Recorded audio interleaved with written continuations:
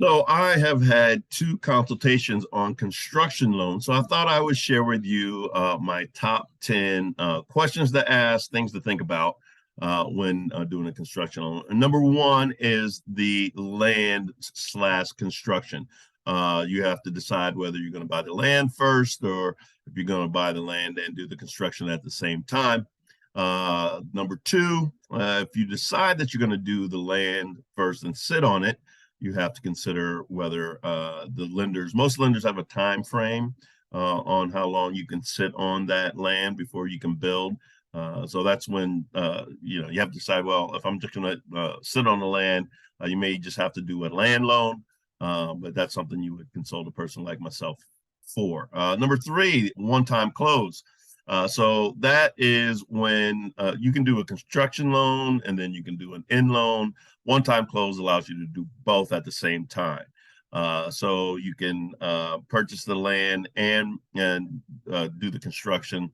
It's one close during the construction phase. You're only paying an interest only loan, and then it modifies into a 30-year or 15-year fully amortizing. Again, that's something that you want to have a discussion about with a mortgage professional. Number four, down payment. We have various construction loan programs. We have a VA construction loan, which I would have a long discussion with you about whether that's going to be something you want to pursue because they can be very difficult. There is an FHA construction loan where you only have to do 3.5% down. And then conventional, you can go as low as 5% down on that. And then number five, you want to find a lender.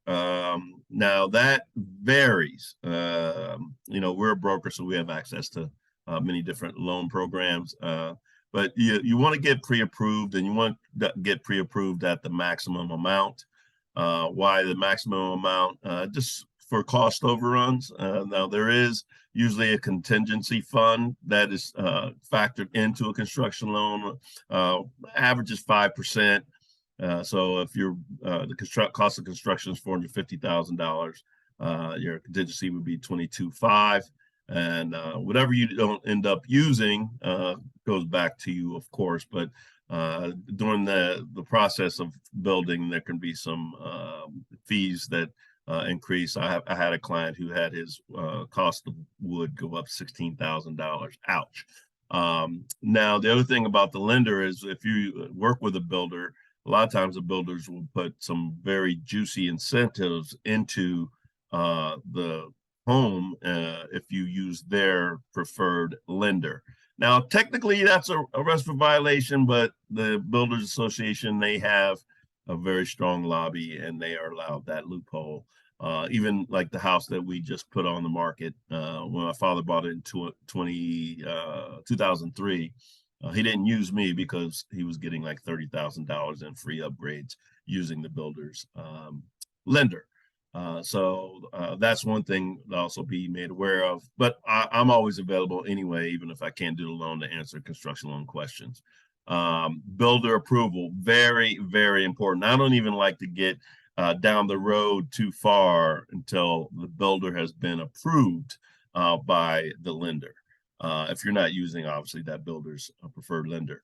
And what that means is they just want to make sure that it's not a fly-by-night building operation, as many people who were around during the crash of 2007, 2008. Builders just didn't finish homes.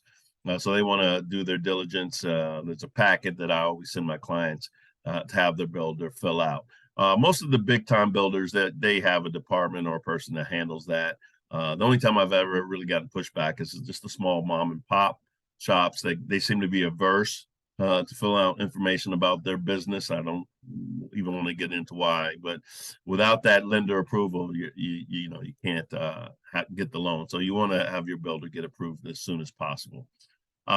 Rate lock. Now, you want to have a conversation about the rate and the lock, just because whether it's a increasing interest rate market or a decreasing interest rate market, oftentimes, like what I'll tell a client, especially in a decreasing interest rate market, like I would say that we are at the top of interest rates for the short term. So it's more likely than not that the rates are going to be lower at the end of the build than they are going to be in the beginning. So an extended lock might not make sense unless that lender offers a float down, which is very advantageous for you. But I also, want you to know that because it's a build, it's a little bit riskier. So the interest rate's going to be a little bit higher than if you were buying an existing home with a conventional loan. And then also, if like say you own the land and then you want to do the construction later, but you still want to do one-time close, that's actually considered a refinance with a home improvement on top of it. So that affects the interest rate also. There's a formula that I'll always do, like let's say, for example, to do an extended lock, and this is in a rising interest rate market. Like if you were last year going to build in the fall, definitely the rates were going up. So you would want to do an extended lock.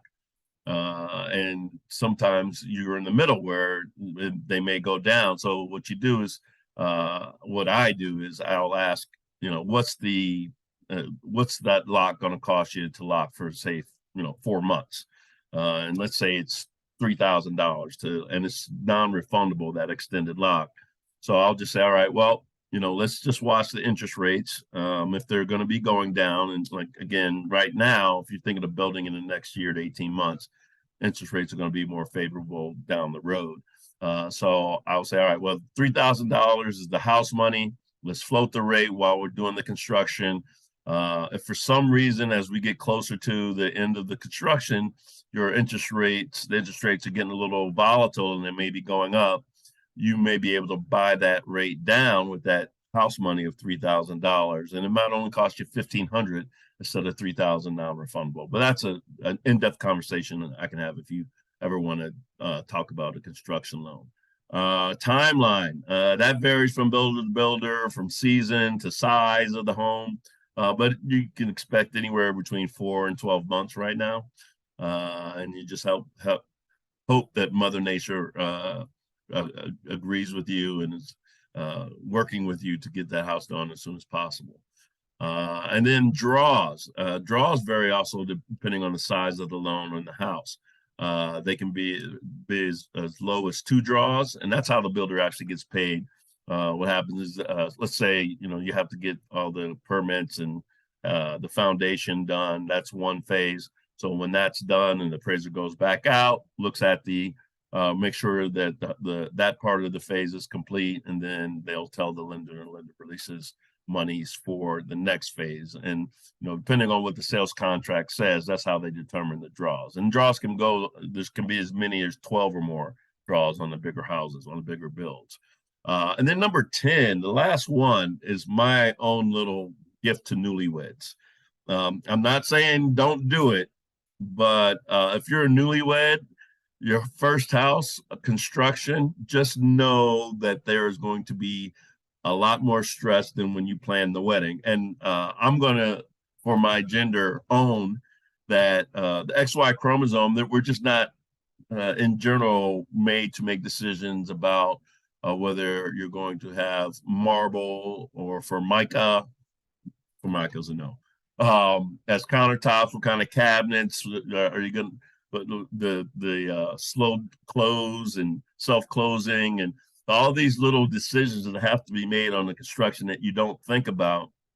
Just kind of juxtapose that next to how your partner dealt with the wedding plans and the details of the wedding plans. In general, our gender, we're not good at that. We don't have the bandwidth to make those kind of decisions. It's like show up at the wedding in your tux and let wifey decide what all the other little minor details are going to be, but you have to get involved or else you're in trouble. So just, again, for newlyweds, just know that it's going to be probably twice as stressful to build as it was to plan a wedding. So those are my 10 tips. If you are thinking about a construction loan, you can just reach out to me. I'm always willing to give free advice on the process.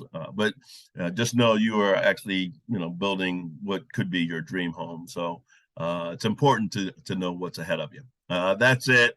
You can always reach out to me, 814-777-0757.